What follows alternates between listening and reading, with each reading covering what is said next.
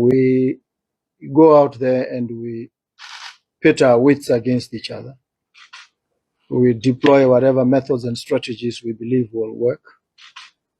We fight the good fight. And at the end, it goes back to our principals who render their verdict. They have. And what we can do now is to pull together, because it's ultimately about the country, about these people, not us. We are merely their servants and their trumpet voices as we've offered ourselves. And so I extend a brotherly embrace, a hand of friendship, collaboration, of course, competition along the way, which is natural in a democracy. And I may hazard one or two thoughts at the outset. And the first is really about our democracy and our politics. I take the view that our politics needs to be rescued from being bitterly competitive, from acerbic exchanges and utterances, disparagements that are ad hominem, that focus on the person and not the issues. We need to raise our politics above that crass level and reach a level where it is genuinely about ideas and solutions. That when we differ, first we appreciate each other's points of view, because it is important. That one must not misrepresent the other in order to create a straw man and then debate the straw man and avoid the critical issues raised by the other. That we appreciate the point of view and we engage with that point of view honestly, looking at the facts, the circumstances, and we critique, because that's what we must do. We must critique each other. We must critique ourselves. And it helps when you not only critique yourself, but you also listen to those who see things from a different perspective. The problem with politicians is that we tend to think we hold the absolute truth, and that when we disagree with the other person, we dismiss them, we disparage them. And we forget that they may actually also have some fragment of the truth, which we need to put together with the fragment that we have in order to construct a total picture of the truth. And so it's important for us to do this. It's also important for us to exchange information where we can and where we should. There's no reason why information should be withheld, because it informs the discourse.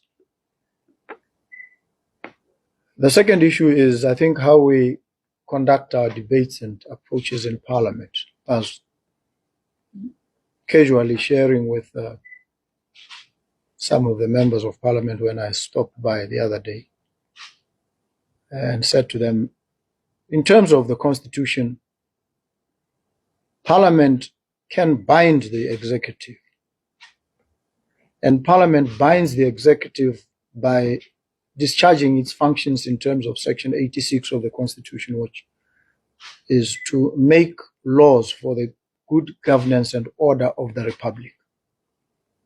So when Parliament discharges that function of making laws, an obligation then follows on the executive to enforce, to implement those laws. So I think the real focus of our Parliament should be, in large part, to review all the pieces of legislation that we have, look at how they interrelate, where there are incongruities, either in policy or in legislation. We need to step in very quickly.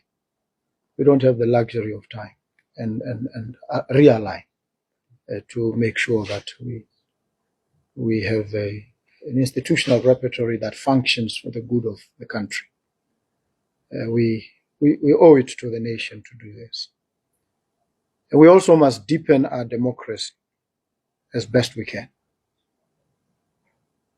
We make it more energized. So we must re-energize, develop the democracy, and make sure that we raise the bar. We are that generation that must raise the bar, not just for the country, but for the region and the continent. And we need each other in the discharge of all these responsibilities. So thank you very much for coming. And I know the clamor out there, and I've heard in particular the likes of Kenny Kapinga, member for Chobe, Okavango, saying we must fire people. It's an elegant and compelling proposition. But if we assert ourselves as a democracy where we are governed by the rule of law, we also must pay attention to the fact that there's due process, even as we desire to fire. We must uphold the fundamental rights of those whom we think should be fired, because we need to establish cause, reasonable, justifiable cause to fire. You don't just wake up and fire a person because you don't like them or you think their politics doesn't align with yours. Sometimes this misalignment of politics leads to a proper alignment of focus and outcomes, because then you can push each other and push each other hard and challenge all the propositions that are put on the table. So I hear their sentiments. I respect their point of view. But I think we need to be slow to react in an emotive manner. We need to reflect on the realities from all angles. At the end of it all, respect and uphold the integrity of every citizen of the country, or every person who is in the country, because that's what the Constitution says, as every person in Botswana. Like you said, the voters have decided. They've passed a verdict. They have said you and your party should form a government and be in control of the executive arm of government. They gave you a majority of the seats in the National Assembly. They gave my party the second highest number of seats, meaning that we assume the role of the official opposition in Parliament, and I become the leader of the opposition. Can I identify what in other jurisdictions they like to refer to as bipartisan issues of national concern, where we can build some consensus? So you can count on me to engage with you, to identify those issues, and to see how we try and forge some national consensus about the direction in which we want to take the country, even as we may disagree on other issues, be they policy or pieces of legislation brought to Parliament. I also think, and by the way, I was not there when you talked about Parliament and Section 86 and Parliament truly playing its role. But I have been briefed by some who were there. And I have said to them, I fully agree with him. I agree with the President on that note, that the duty of Parliament is to make laws.